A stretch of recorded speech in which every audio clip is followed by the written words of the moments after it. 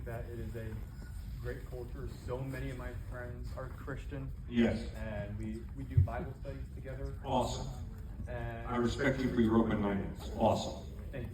And I attend these Bible studies with, like you said, I try to go with open-mindedness, and Good. I go in there as a skeptic. Now, I'm not 100% saying that, oh, God is fake. That's nonsense, Right. preposterous, as you said before. But like, to me, I feel like when I look at like stuff like Roman history, I see a lot of modern historians saying that like, oh, it's like a lot of like questions. Like some people are there are some certain emperors like Elagabalus, for example. They think that what is said about him is not true. Now, I believe that do you believe that at all? Historical revisionism might have taken place at all? Well, there's all types of historical perversion. At times the winners do write inaccurate history, but at times the winners are honest and write accurate history.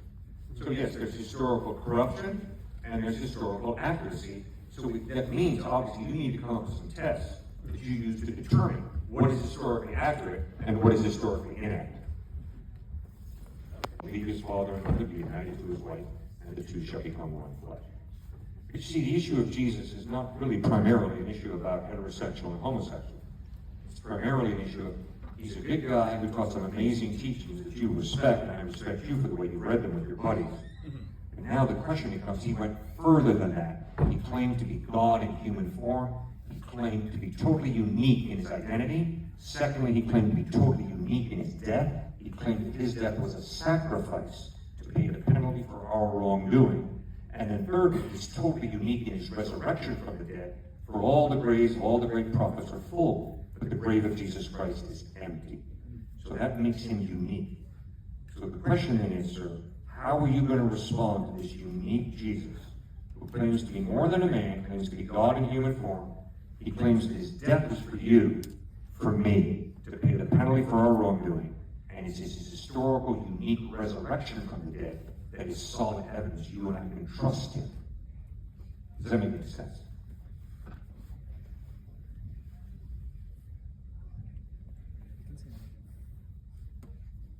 I like your thoughtfulness. All right, now, before you think of a comeback, I'm going to have Stuart throw in his 2 cents. If you like U2, are you a U2 fan? I know they're a little old, but like Bono and U2. Yeah, who you got? Oh, nice Eric Clapton. Yeah, why not? Okay, so U2 and Bono specifically. He said when it comes to Jesus Christ that Jesus would have been the greatest charlatan in the world, but he would have been schizophrenic at the same time because he claimed to be God. Yeah, he would have just been a rhetorical genius who was peddling this ridiculous gospel, who clearly was not actually onto the truth. And oh, by the way, I've spent a good amount of time with mentally unstable people, masters in mental health, and the really unstable ones all claim to be Jesus or God. It's funny, they usually don't claim to be Buddha or Muhammad or Shirley MacLaine or LeBron James. I don't know why it is to always Jesus Christ or God. That's another discussion.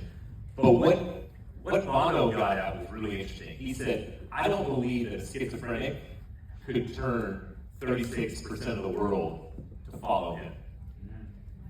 I believe that this guy who claimed to be the holy, true Son of God was actually onto something.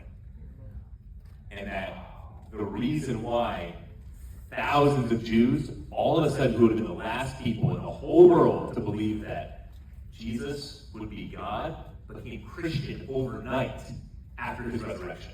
And then, oh, by the way, willing to die for that evidence that they had, the eyewitness testimony. All right, so if you don't believe in Jesus, now you got to tell me, why do you believe that a schizophrenic was able to turn 37% of the world to follow him today? And then also, why in the world did the Christian faith sweep across the entire Roman Empire and thousands of Jews who would have been the last ones to become Christian. They thought there would be a general resurrection at the end of time where everybody would be risen from the dead, and that there would be a political war hero to dominate Rome. Jesus was the opposite of all that. All of a sudden, they became Christian overnight. Okay, so explain to me both of those. How did they happen? How does that occur? I think that is tremendously silly to think that a schizophrenic could turn 37% of the world Christian, and that thousands upon thousands, basically most of the entire known world at the time, became Christian overnight after the resurrection and willing to die for that faith. There was nothing to gain from it. So I've never heard an atheist really contend with either of those issues. Mm-hmm. What do you think?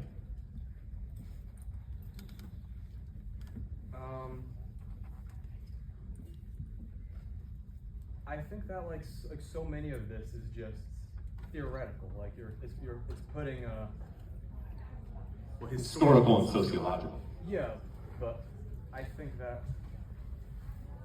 Well, I'm not saying that like it could have been a schizophrenic, but like I do feel like some historical texts cannot be reliable at times. Agreed. Yep. So it's just hard for me to put 100%. Well, because the thing is, when it comes to like, you're not going to ever get to 100% on anything. Yeah, when it comes to faith, like I recently changed my views on faith. I used to believe that faith was completely blind, but like the thing is, when you go into a car, you have to go from point A to point B, and well, you kind of have to have hope and some sort of faith, within reason too, that like you're going to get from point A to point B and not die. Yep. Now the thing is, if I were to enter a car that's completely busted down, like holes in the floor, cracked windshield or something, and just say, oh, I'm just going to rely on faith, I just think that's would not be smart. a little bit blind. I just feel like sometimes it can. So you're going to do the evidence, see is this car going to actually run? Yeah. See if there's a working seatbelt, hopefully, to put across your shoulder. Yeah. And then you're going to hop into that car and trust and have faith that it gets you from point A to point Z. Yeah. Okay, that's what Christianity is. That's exactly what it is. So you're going to look at the evidence of who Jesus is. And if you get married one day, I don't know if you're planning to get married one day, look at the evidence beforehand of the character of your potential spouse, and then eventually, I hate to say it, you're going to have to take a leap of faith and trust.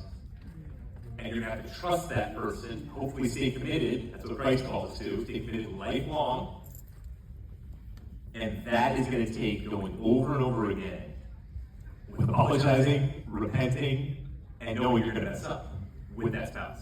Fortunately, though, Jesus Christ, that never happens with. Jesus Christ is he lived a perfect life. All the historical documentation shows. He spoke never a single word out of turn. He convinced people that he was the Son of God, made those claims, and then he rose from the dead.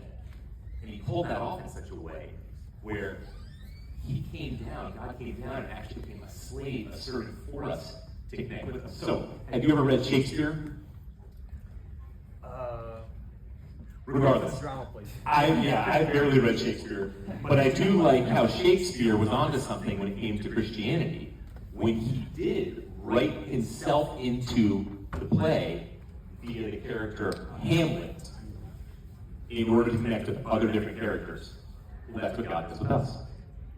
He is Shakespeare, writing himself into the play to connect with different characters at different times in different ways. And that is through his son, Jesus Christ.